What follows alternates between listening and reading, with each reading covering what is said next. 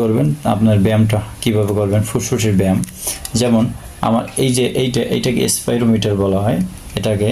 যেমন এটার থেকে এইখানে তিন কালারের তিনটা বল দেখতেছেন, এই বল তিনটা আপনি এই যে একটা পাইপ আকারে আছে, এখান থেকে আপনার যখন টান দিবেন তখন এই তিন কালারের তিনটা বল উপরে এখানে এসে আসবে। এখানে কতক্ষণ আপনি রাখতে পারেন তার উপর ডিপেন্ড করে আপনার ফুসফুসে কতটুকু শক্তিশালী এবং আপনার কতটুকু পরিমাণ অক্সিজেন আপনার বডিতে রাখতে পারেন এটা বুঝতে পারবেন। কত সেকেন্ড এখানে রাখতে পারেন বা কত মিনিট রাখতে পারেন এইটা আপনি। তবে এটা ভরা পেটে একটু কষ্ট হবে, কম হবে। আপনি খালি পেটে এটা মাপটা আপনি বুঝতে পারবেন, কারণ খালি পেটে বেশি পাওয়া যায় এই জন্য। তবে এটা সকাল দুপুর রাত্রে 3 বেলায় আপনি এই ব্যায়ামটা করতে পারেন আপনার ফুসফুসকে ভালো রাখার জন্য। যাই হোক, আমি এবার আপনাদেরকে দেখাচ্ছি।